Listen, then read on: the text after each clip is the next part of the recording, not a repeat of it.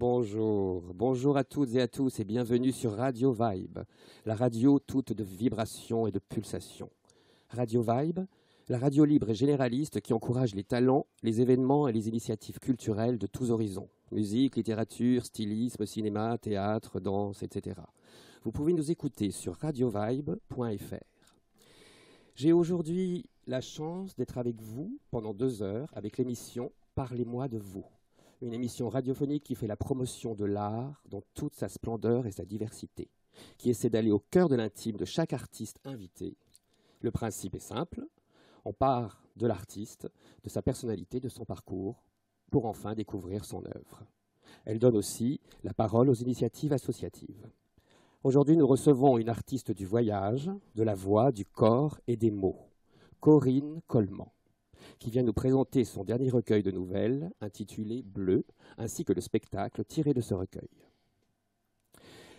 Corinne est accompagnée de Chance Evans, un ténor saxophoniste américain qui va nous faire l'honneur de nous jouer quelques morceaux de sa composition et qui fait également partie du spectacle de Corinne Coleman.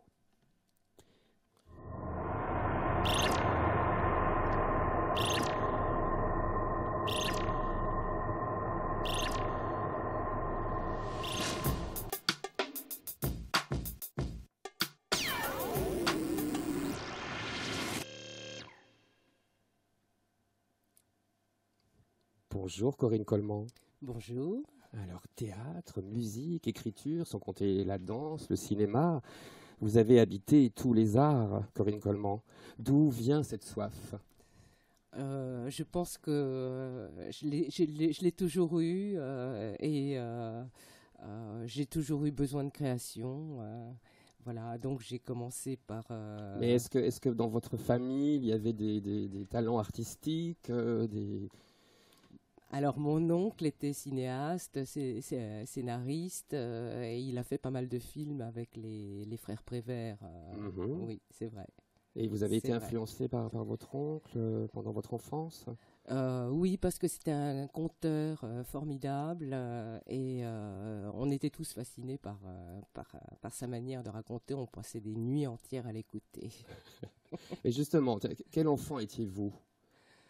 Je pense que j'étais une enfant plutôt réservée, dans une éducation comme nous on a connu avant 68, c'est-à-dire extrêmement dure. Ouais. Et en fait, je pense que le théâtre a été ma première échappée. Et comment vous êtes venu cette passion pour le théâtre ? À quel moment, en fait ? Qu'est-ce qui a déclenché ça ? Dès le lycée, en fait. Dès le lycée, qui était collège et lycée à l'époque. Je faisais partie de la troupe de théâtre du lycée. Et on montait des pièces classiques, au club théâtre du lycée Victor Duruy, exactement. Qui se trouve ? Dans le 7e. Ah, à Paris même. Oui, à Paris. D'accord. Oui. Voilà. Donc vous dites que vous étiez une enfant réservée, donc le théâtre a dû quand même vous transformer, j'imagine. Mais je pense que c'était un lieu d'expression privilégié. D'ailleurs, c'est drôle parce que j'ai toujours eu l'impression de poser mes valises quand j'arrivais sur scène. Ah. J'ai vu, justement, en parlant de théâtre, que vous avez été formé par les plus grands. Grotowski, Barba, Bruck, Strasberg. Vraiment, ça fait rêver. Qu'est-ce que vous avez appris auprès de ces grands hommes de théâtre, de ces chercheurs du théâtre, on peut dire ? Oui. C'est-à-dire que ma première expérience a été de former une troupe qui s'appelait le Tras Théâtre, et on était évidemment formés grotowskiens. On a fait du théâtre, c'était du théâtre expérimental. On a monté Per Gynt en 1 heure d'Ibsen, pièce de 4 heures naturellement. Bon. Et où il y avait d'ailleurs plusieurs Per Gynt. Je pense que les spectateurs étaient un peu scotchés, ne comprenaient pas grand-chose, mais ils ont trouvé ça formidable. Mais qu'est-ce que c'est que cette méthode, par exemple la méthode Grotowski donc Alors la méthode Grotowski, évidemment, c'est un travail qui travaille beaucoup sur le corps et sur comment dire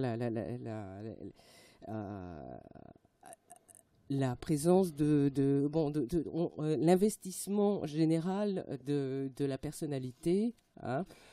Par exemple, moins on dort, plus on est bon, parce que l'inconscient sort tout seul, etc. Bon, il y a des expériences ultimes. On était un peu dans l'ultime à l'époque. Hein. Alors évidemment, Strasberg, c'est un peu la méthode complètement opposée, mais moi j'ai été manger à tous les râteliers, naturellement. Et donc, par exemple, dans la méthode Strasberg, le sens-mémoire, le travail du sens-mémoire est un travail formidable pour l'acteur, Oui. qui est extrêmement, qui permet de travailler sur la sensation,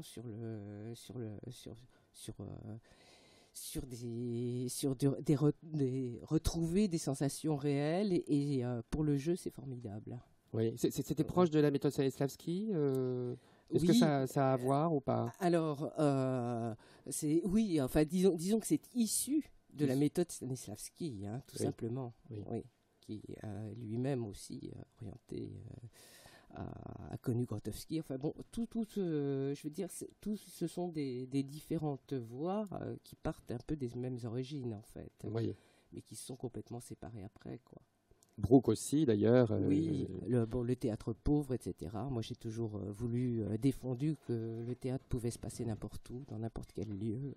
Voilà. Bon, donc, je me sens très proche de ce type de travail. Il nous a hébergés pendant 2 ans au Théâtre. On a travaillé avec les acteurs de Brooke. C'est pour ça que je l'ai mentionné. D'accord, très bien. Voilà. Le Théâtre, donc c'était sous la direction de Gilles Bouillon ou... Voilà, c'est ça. On a créé ensemble ce Théâtre, d'ailleurs. D'accord, très bien. Oui, on a passé 5 ans à travailler ensemble. Et donc vous faisiez l'actrice, j'imagine, et quoi d'autre? Oui, alors dramaturge entre guillemets, c'est-à-dire que bon, j'ai fait des adaptations, j'ai fait les adaptations du Théâtre, notamment j'ai fait l'adaptation de la nouvelle de Kleist qui s'appelait Michael Colas, qu'on a joué je crois en 79 au Théâtre de l'Épicerie. J'ai fait aussi, par la suite, j'ai fait d'autres adaptations. J'ai fait l'adaptation de La Sorcière de Michelet pour une autre troupe dans laquelle j'ai travaillé après. Oui. Donc j'ai fait un travail d'écriture, de scénographie et j'étais un peu la femme à tout faire, quoi. Ouais. Et vous jouiez aussi, donc. Et je joue aussi. Mais ça se passait où le Théâtre? Vous produisiez où? Un peu partout? Alors on était à Paris, on a fait des tournées, oui, on a travaillé à Orléans, je sais plus, enfin, c'est un peu vieux tout ça. Mais vous avez gardé des contacts avec Gilles Bouillon, parce qu'il continue, lui, à monter ses pièces, notamment à La Tempête. Oui, je sais, oui, mais il y a eu une séparation. Et c'est très bien, les séparations, ça permet d'aller plus loin et d'avancer. Voilà. J'ai vu aussi, toujours en parlant de théâtre, que vous avez fait, donc là aussi ça remonte à très loin, votre mémoire sur le théâtre de l'absurde. Oui, encore plus loin. Oui, sur le théâtre d'avant-garde, avec oui. Robert Abirached, oui. Voilà. D'accord. Et qu'est-ce qui vous attirait dans ce théâtre-là? Eh ben, justement, la rupture des conventions, voilà. Bon, moi j'ai toujours été un peu à la marge. Oui, on commence à le sentir, à saisir. Déjà votre formation théâtrale et puis vos désirs. Donc vous êtes influencé par l'absurde, même votre écriture. De toute façon, on en parlera plus tard, mais il y a cette absurdité aussi dans votre écriture. Il n'y a pas que ça, évidemment, mais il y a aussi ça. Donc ensuite, vous êtes allé aux États-Unis. Pour quelle raison? Eh bien, justement, quand j'ai arrêté le théâtre, je suis partie aux États-Unis. Et comme j'avais travaillé beaucoup le travail vocal, justement, avec ce travail grotowskien, barbien, etc., j'ai eu envie de me polariser uniquement sur la voix.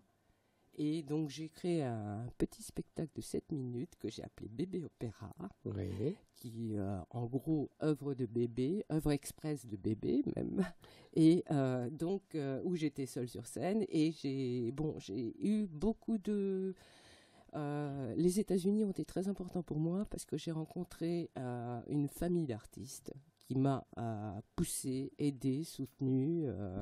Et d'ailleurs, alors il y a eu New York, et puis après il y a eu San Francisco. où j'ai fait un petit travail avec un groupe de rock. Ouais. Où j'étais pousseuse de cris dans un groupe de rock. C'est comme ça que j'intitulais mon travail d'ailleurs, ou queeneuse, enfin comme vous voulez. C'était un travail vocal qui travaillait beaucoup sur, je sais pas, les aigus extrêmes ou les extrêmes, les extrêmes graves, enfin toutes les résonances du corps en fait. La voix comme instrument. Oui. Voilà. Et le fait d'être à l'étranger, je pense que vous deviez vous sentir beaucoup plus libre. Et je me suis sentie beaucoup plus soutenue. Enfin bon, j'ai trouvé que la mentalité à ce moment-là, bon, que ce soit Meredith Monk, que ce soit j'ai rencontré beaucoup de monde qui m'ont vraiment poussée à continuer mon travail. Et ça a été une libération par rapport à la France. Oui. Et je suis revenue pleine de cette motivation. Et après, donc, j'ai arrivé à Paris, j'ai créé un quintet vocal où on était 5 femmes d'un peu tous les horizons. Il y avait une Iranienne, il y avait une Allemande, il y avait une Américaine, voilà. Et donc, on a démarré assez vite, assez fort. On a fait, on est allé jouer au Palace, à Beaubourg, etc. Et je sais pas, quand on a le vent en poupe comme ça, les choses arrivent. Oui. Voilà. Et on a aussi fait un travail aussi avec un groupe d'art qui s'appelait Opposito, qui était des pyrotechniciens. Alors ça, c'était des trucs énormes. C'est-à-dire Avec George Brown à la batterie, Takami Fujimoto à la contrebasse. Et ben c'était des spectacles de 10 000 personnes, quoi, en plein air. Par exemple, on avait fait l'inauguration Ricardo Boffi à Conflans, etc. On était sur des plateformes à 8 mètres de haut et avec ce grand spectacle pyrotechnique. Donc pendant le feu d'artifice, tout ça, vous chantiez, Voilà. faisiez des vocalises. On faisait la musique. On faisait ouais. la musique du spectacle. C'est extraordinaire. Voilà. Donc 5 femmes. Ah non, ça c'était après. Ça, c'était Excusez-moi, parce qu'il y a eu d'abord le quintet vocal et puis ensuite sont arrivés les musiciens. D'accord. De jazz, et c'est resté bébé opéra puisque c'était voilà, on m'avait dit que c'était un titre formidable, qu'il fallait que je le garde, donc je l'ai gardé. Et donc là, à la suite de ça, j'ai travaillé d'abord en duo avec Takami Fujimoto à la contrebasse. Ensuite, il y a eu tout de suite George Brown à la batterie.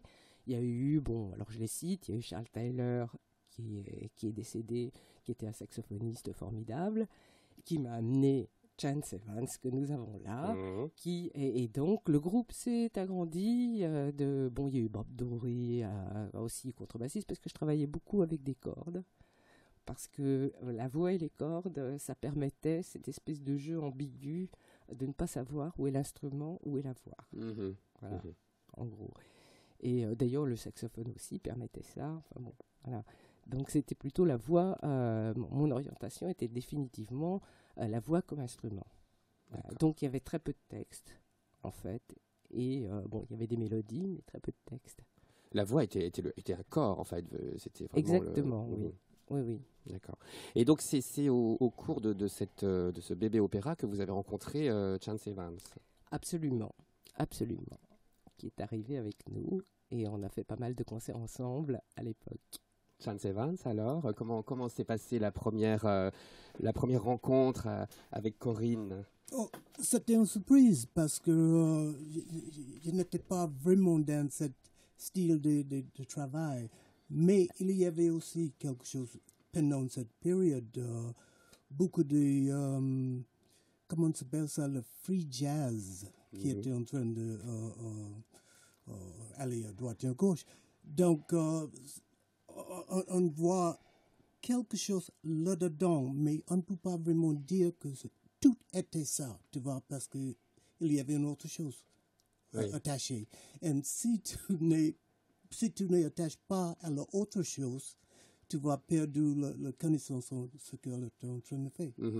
C'est ça. Donc vous dites, vous êtes arrivé avec votre propre univers. Donc quel est votre univers musical?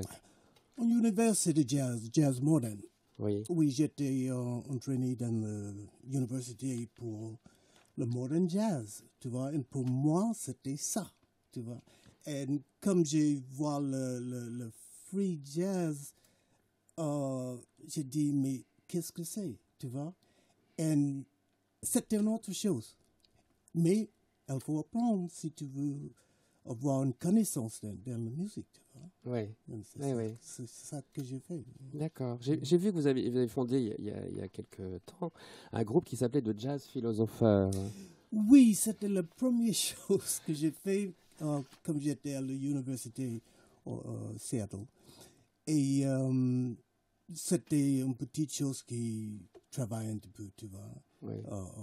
Mais le vrai musique, ce n'est... Well, tout ça là, c'est à la fond de toute la musique qui vient après, tu vois. Il faut les petites choses comme ça. Tu vois.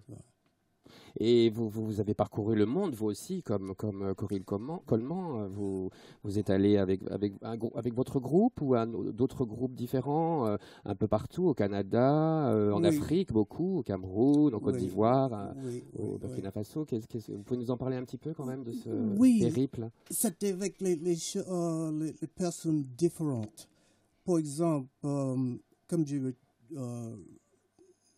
j'ai terminé l'université, juste avant de terminer l'université, c'était avec mon professeur Joe Brazil. C'était un Afro-Américain. Et lui, il m'a montré beaucoup de choses. Parce que ce qu'on apprend dans l'université, ce n'est pas exactement ce qu'on fait en réalité. Tu vois, c'est une autre chose.